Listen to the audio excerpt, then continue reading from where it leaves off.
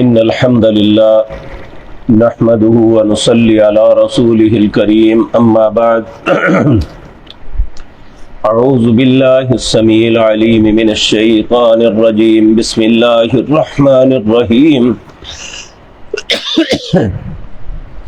إن أول بيت وضع للناس للذي ببكة مباركا وهدى للعالمين فيه آيات بينات مقام إبراهيم ومن دخله كان آمنا ولله على الناس حج البيت من استطاع إليه سبيلا ومن كفر فإن الله غني عن العالمين قل يا أهل الكتاب لم تكفرون بآيات الله والله شهيد على ما تعملون.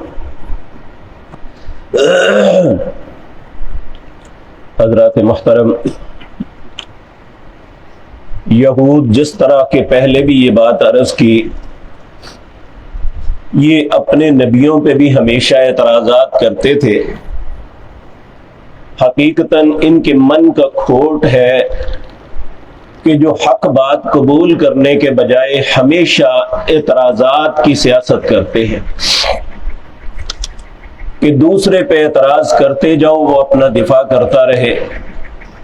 اسی طرح انہوں نے رسول اللہ صلی اللہ علیہ وسلم کی ذات مطہرہ پر اعتراض کیا. آپ کہتے ہیں کہ ہم ملت ابراہیم پہ ہیں، جبکہ ابراہیم اور ان کے بعد جتنے بھی انبیاء ہوئے وہ فلسطین شام کے اندر ہوئے، اور آپ اپنا قبلہ بیت المقدس سے تبدیل کر کے بیت اللہ کی طرف کر لیا. آپ کس طرح ملت ابراہیم پہ ہے؟ تو اللہ رب العزت اس کا جواب دے رہے ہیں، ان اول بیت وضع للناس، سب سے پہلا گھر جو لوگوں کے لیے وضع کیا گیا، للذی ببکۃ مبارکا، وہ بکہ کے اندر، مکے کا ایک نام بکہ بھی ہے، مبارکن جو بڑا برکت ہے، وہدی للعالمین، اور اسی گھر کے اندر سے پوری دنیا کے لیے راہ ہدایت ہے. فیہ آیات بینات مقام ابراہیم، اگر تمہیں یقین نہیں تو وہاں جا کے دیکھ لو، وہاں مقام ابراہیم بھی ہے، اور اس گھر کو ابراہیم نے بنایا تھا. تو تمہارا یہ کہنا کہ چونکہ تم بیت المقدس کی طرف منہ کر کے نماز چھوڑ دی ہے، تمہارا ابراہیم کی ملت سے تعلق نہیں، تو ابراہیم نے تو وہ بنایا تھا. فیہ آیات بینات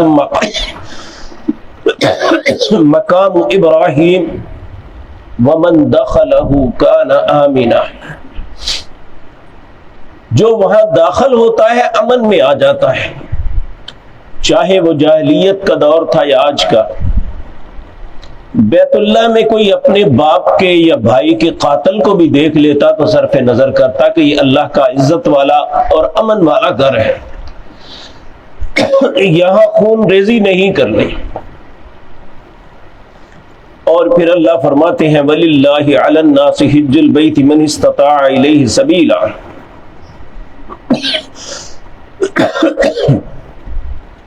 وَلِلَّهِ عَلَى النَّاسِ، اللہ کا لوگوں پر یہ حق ہے کہ اس کے گھر کا حج کریں جو بھی رستے کی استطاعت رکھتا ہے. رستے کی استطاعت سے مراد رستہ پرامن ہو، کوئی خوف و خطر نہ ہو، پیسہ ہو اس کے پاس، اپنے گھر والوں کی کفالت بھی کر سکے، اور وہاں آنے جانے کا توشہ بھی ہو. ایسے شخص پہ یہ حج فرض ہے. اور اگر کوئی نہیں کرتا تو اللہ فرماتے ہیں، ومن کفر، جو اس بات سے انکاری ہے، فإن اللہ غنی عن العالمین، اللہ سارے جہان والوں سے بے پرواہ ہے. اور نبی کریم صلی اللہ علیہ وسلم نے بھی فرمایا، جو استطاعت کے باوجود حج نہیں کرتا، اللہ نے اسے مال بھی دیا ہے، سہولتوں سے بھی نوازا ہے، اور آنے جانے کا خرچہ سب کچھ ہے اس کے پاس، ہر آسائش ہے، لیکن وہ اللہ کے گھر کا حج نہیں کرتا۔ اللہ سب پہ رحم فرمائے، اگر وہ اسی حالت میں مر جاتا ہے تو اس کی اسلام پہ موت نہیں، وہ یہودی مرے گا یا عیسائی مرے گا۔ تو اس لیے جب بھی انسان کو زندگی کے اندر استطاعت ملے تو ایک لمحہ تاخیر کیے بغیر انسان کو حج کرنا چاہیے۔ اگر انسان کے ذہن میں یہ ہے کہ میں پیسے خرچ کروں گا تو میرے مال کم ہو جائے گا، یہ دنیا کا سب سے بڑا دھوکہ ہے جو شیطان نے دیا ہے۔ کوئی بھی انسان حج کر کے واپس لوٹتا ہے تو اللہ اس سے کئی گنا زیادہ اسے سب کچھ دے دیتا ہے۔ اور اس سال بھی بہت سے لوگ ایسے ہیں جنہیں اللہ نے بہت کچھ دیا، نہیں جا سکے، لیکن ایسے لوگوں کو بھی دیکھا جنہوں نے ساری زندگی پونجی تھوڑی تھوڑی اکٹھی کر کے گئے، لیکن کم از کم اللہ کا یہ فریضہ تو پورا کر لیا۔ تو یہ بات یاد رکھیں، اگر ماں باپ ہیں تو اپنی اولاد کے متعلق سوچیں کہ ہماری اولاد کہیں خدا نخواستہ ایسے ہی نہ دنیا سے چلی جائے۔ اور بعض اوقات ایسا بھی ہوتا ہے کہ ماں باپ کے پاس استطاعت ہے لیکن اپنے مال پہ اولاد کو ہاتھ بھی نہیں لگانے دیتے۔ اللہ رب العزت نے اپنی ذات کے معاملے میں یہ بات ہمیشہ کہی، وَمِمَّا رَزَقْنَاهُمْ يُنْفِقُونَ، جو میں نے تمہیں رزق دیا ہے نا اس میں سے دینا ہے۔ ہم اپنے پاس سے کچھ بھی نہیں لے کے آئے، جب دنیا میں آئے تھے تب بھی خالی آتے، جب دنیا سے جائیں گے تب بھی ہمارے ہاتھ میں کچھ نہیں ہوگا۔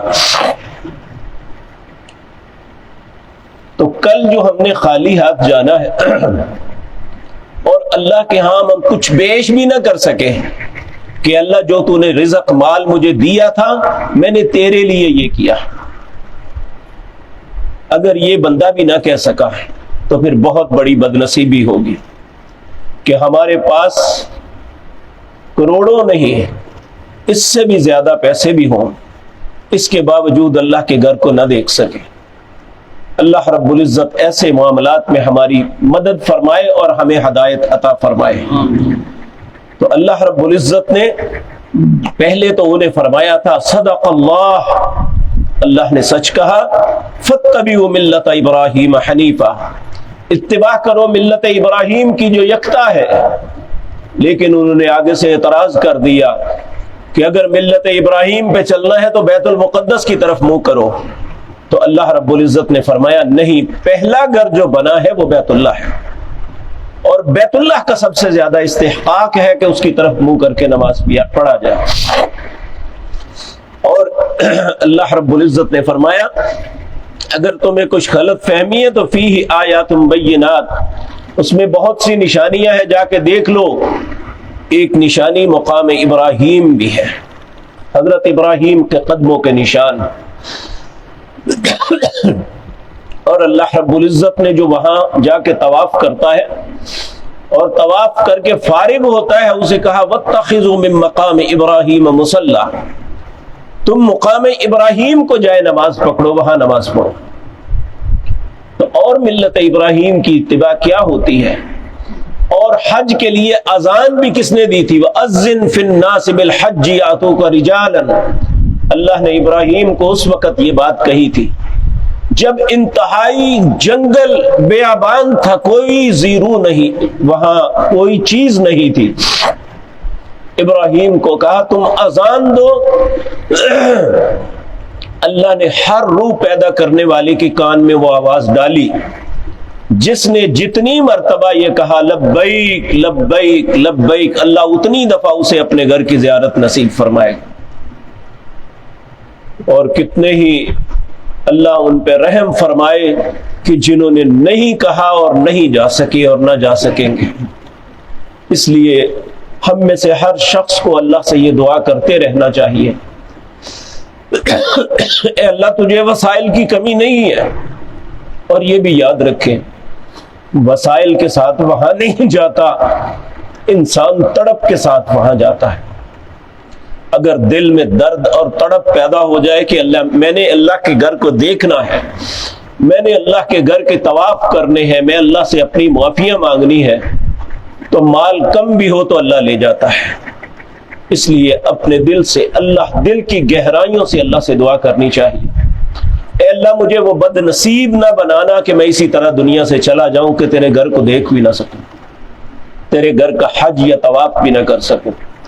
اللہ رب العزت ہم سب کے نصیب میں کر دے، وگرنہ ومن کفر فإن اللہ غنی عن العالمین، جو شخص بھی انکار کرے گا تو اللہ جہان والوں سے بالکل بے پرواہ ہے۔ پھر فرمایا کل، اے میرے پاک پیغمبر فرما دیجئے،